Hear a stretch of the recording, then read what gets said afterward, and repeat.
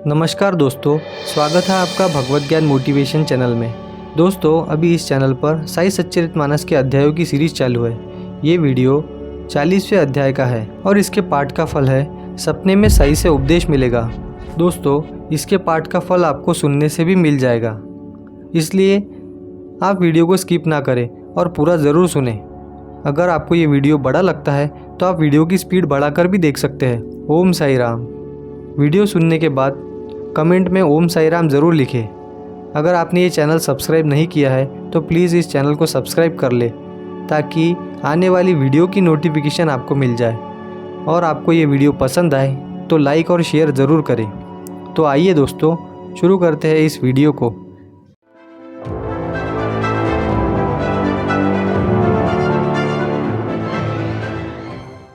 श्री साई सच्चरितमानस अध्याय 40वां। कथा है, मुझको कहाँ ढूंढे बंदे, मैं तो तेरे पास में। बाला साहब देव डहाणू के तहसीलदार थे। वह बाबा के भक्त थे। उनकी माताजी भी धार्मिक थी। उन्होंने अनेकानेक व्रत रखे थे। उन व्रतों की समाप्ति करना अभी बाकी था। जब तक व्रत की समाप्ति विधि अनुसार नहीं की जाती तब तक वह व्रत अधूरा ही रह जाता है। यह सोचकर बाला साहब ने व्रत समाप्ति का दिन तय किया। 150-200 ब्राह्मणों के भोजन का भी इंतजाम करके उन्हें आमंत्रित किया। फिर उन्होंने शिरडी में बापू साहब जोग के पते पर बाबा के नाम एक चिट्ठी भेजी, जिसमें लिखा था, बाबा, मैंने मेरी माँ ने किए हुए व्रतों की समाप्ति करना निश्चित किया है। आप अगर उस समय मेरे घर आने की कृपा करेंगे तो इस समारोह में 4 चांद लग जाएंगे। मैं मेरे जीवन यापन के वास्ते सरकार का ताबेदार हूँ, यह बात तो आप जानते ही है। और फिर भी मैं जैसी बन सके भगवान की आराधना करता हूँ। मैं इतनी दूरी पर हूँ कि आपके पास इस वक्त नहीं आ सकता। अतएव मैं चिट्ठी के ज़रिए आपको बुलावा भेज रहा हूँ।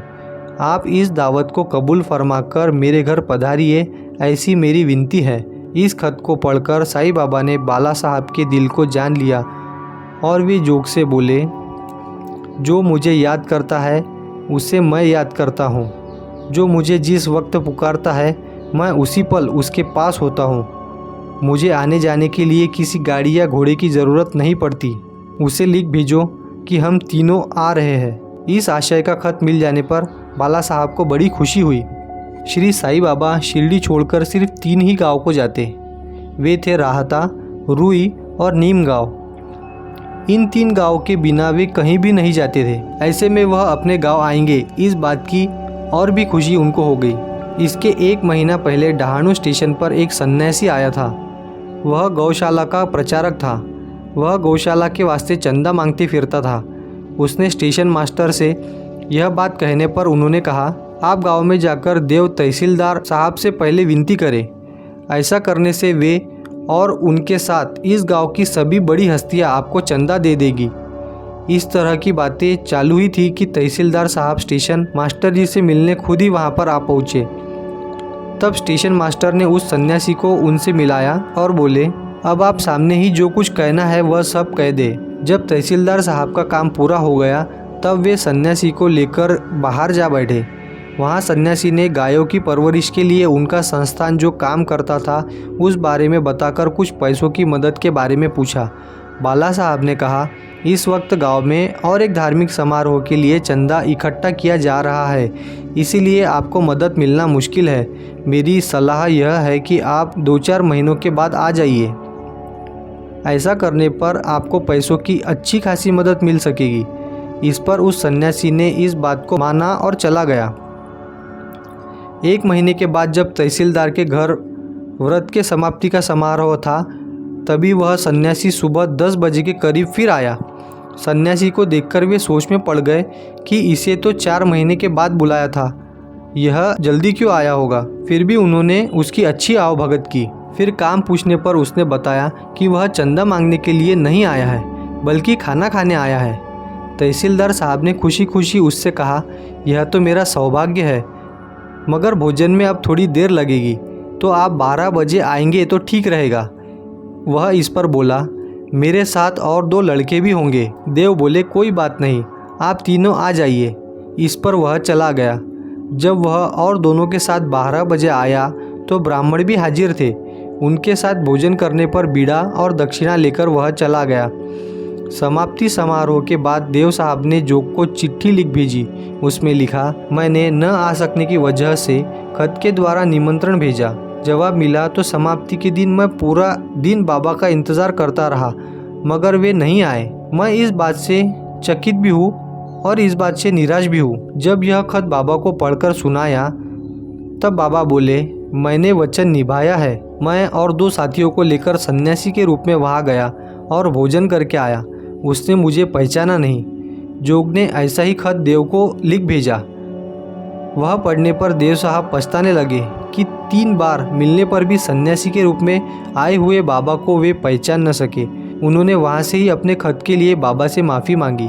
ओम साई राम। इसके आगे की कथा है, मैं भोजन के लिए आ जाऊँगा तेरे घर, तू मुझे पहचानने की नज़र पैदा कर। 1917 ईस्वी की फागुन महीने की पूर्णिमा थी। सोए हुए गोविंद रघुनाथ तथा अन्ना साहब दाभोलकर के सपने में साईं बाबा आए। वे बोले, आज मैं तेरे घर खाने पे आ रहा हूँ। सुबह जागने पर उन्होंने खुशी के साथ यह बात पत्नी से बता दी और दोपहर तक रसोई तैयार करने के लिए कहा। पत्नी ने पूछा, बाबा तो शिरडी छोड़कर कहीं नहीं जाते, आज यहाँ बम्बई कैसे आएंगे? अन्ना साहब ने कहा, जब उन्होंने साफ शब्दों में कहा है तो आएंगे ज़रूर। हमारा काम रसोई तैयार रखना है। अब उसने पूरी रसोई बनाकर रखी। दोपहर होने पर अन्ना साहब के रिश्तेदार आ गए। फिर सबके लिए खाना लगाया। बाबा के लिए भी एक थाली तैयार करके रखी। 12 बजने के बाद सब लोग अपनी अपनी जगह पे आकर बैठ गए। इंतज़ार करने के बाद अंदर आ गए। तभी किसी के कदमों की आवाज़ सीढ़ियों पर हुई और किसी ने बाहर से ही पूछा, अन्ना साहब कहाँ रहते हैं? अन्ना साहब ने दरवाज़ा खुलकर देखा तो बाहर 2 आदमी खड़े थे। उनसे पूछने पर मालूम हुआ कि एक का नाम अली मोहम्मद और दूसरे का इम्मू मुजावर था। लोगों को खाने के लिए बैठे देखकर अली ने कहा, हमने बेवक्त आपको तकलीफ़ दी, इसलिए माफ़ी चाहूँगा। आपके लिए एक चीज़ लेकर आया हूँ, इसे आप रख लीजिए और हमें विदा कीजिए।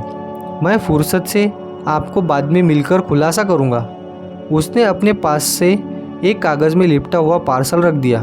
फिर कागज़ खोलकर बाबा की एक बड़ी खूबसूरत तस्वीर उन्हें दे दी।